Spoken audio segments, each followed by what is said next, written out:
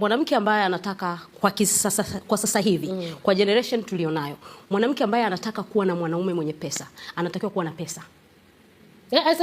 Rudia dada, rudia. Mwanamke ama binti yoyote ambaye anataka kuja kuwa na mwanaume mwenye pesa katika maisha yake, ahakikishe anakuwa na pesa. You can't meet your rich husband kwenye daladala za Mbagala rangi 3. Tukiwa tunarudi Duse. Yaani nakwambia, wakati najiambia pia, huwezi kupata maisha unayoyataka kama wewe mwenyewe huna nguvu ya kuanza kuyapambania. Hakuna kitu kinaitwa bahati. Hakuna. Mimi I don't believe in bahati. Labda kwa sababu sijawahi kubahatika. Lakini mimi siamini kwenye bahati. Na kila unachokiamini ni bahati kilichopatikana kwa uvivu huwa kina gharama ya kulipa. Kwa hiyo bado siamini kwenye bahati. Naamini kwenye hard working, naamini kwenye kupambania ndoto zako, naamini kwenye kutafuta kile unachokitaka kwako mwenyewe na sio kwa mtu mwingine. Hapo nataka nirudi kwenye ni sawa au si sawa. Kuwa na wanaume wengi haiwezi kukupa pesa. Itakupa maradhi na inachafua soul yako.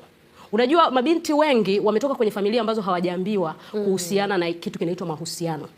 Kwa hiyo wao wenyewe hawana mahusiano binafsi yale nilotoka kuyazungumzia mwanzo. Hivyo anapoingia duniani na kukutana na mabinti wenye wanaume 4, 5, 6, 7 na wanawaaminisha kwamba hii lifestyle inaweza ikakupa vitu ambavyo wewe huwezi kuvipata ukiwa uko single ama ukiwa uko na mwanaume mmoja, wanakupotosha kwa sababu hiyo kazi sio kwa ajili ya kila mtu. Hiyo ni kazi ya kukana utu wako, ya kukana future yako na ya kujikana wewe mwenyewe. Dhambi pekee ambayo nawaambiaga watu wengi, dhambi pekee ambayo haimhusishi Mungu ni dhambi dhidi ya mwili wako mwenyewe. Kwa kama wewe hujipendi kiasi cha kuruhusu kuichafua nafsi yako, hakuna mtu ambaye atakuja kukupenda kiasi cha kukupa vitu vizuri maishani. Eva, tunachafuaje nafsi kwa kuwa na wanaume wengi? Nafsi inachafuaje? Sasa ukiwa na wanaume wengi unavunaje pesa bila kuzini? Na nikuulize tu swali dogo tu, tuongee ukweli. Nyie ni mabinti, sawa Kwa maisha ya sasa hivi, kuna mwanaume unaweza kutoka naye usiku mmoja akakupa zaidi ya 50,000?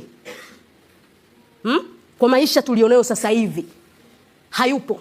Yaani nasema uwazi, na kaka zangu huko wanaosikia wataweka hata comment mitandaoni. Hakuna mwanaume atakupa zaidi ya 50,000. Na hapo ni amekuheshimu na amekuelewa.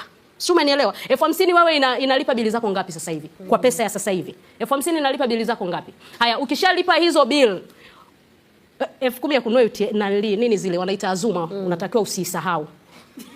Sawa Kwa kwenye 50,000 unatoa 10,000 ya Azuma, unabaki na shilingi 40,000. 40,000 ukisema ubolti tu kutoka hapa kurudi chuo, 12,000, 15,000 imeenda. Hiyo 50,000 haifikii hata nukta ya thamani yako wewe. Hata ukipewa sasa hivi 1,000,000 na mwanaume, kwa thamani yako wewe haifikii hata nukta. So lazima ujue thamani yako. Huku duniani wanasema kila mtu ana bei yake.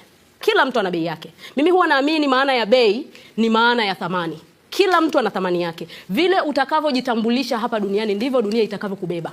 Ukijitambulisha kama the cheapest one, utakuwa ni ile bidhaa ambayo itatoka kwa huyu, itaenda kwa huyu, itatoka kwa huyu, itaenda kwa huyu, lakini ni bidhaa ambayo haiishi sokoni, lakini haijawahi kumtajirisha mtu. Hivyo ndivyo utakavyokuwa. Kwa hiyo, kujitengenezea tu wewe mazingira mazuri kama unataka kuja kuwa na maisha ya mafanikio huko mbeleni. Epuka tabia ambazo zinaanza kwa kukuharibu wewe mwenyewe. Soul ties ni real.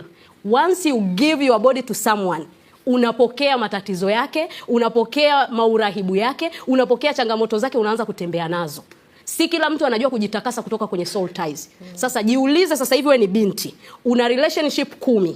Una break up zako za kutosha huko nyuma, una mnyororo wa maana. Wanaita body counting. Hizo body count mpaka unakuja kufikia ile wakati unamtafuta soulmate wako. Hujui jinsi ya kuondokana nazo. Do you think utakutana na mtu sahihi?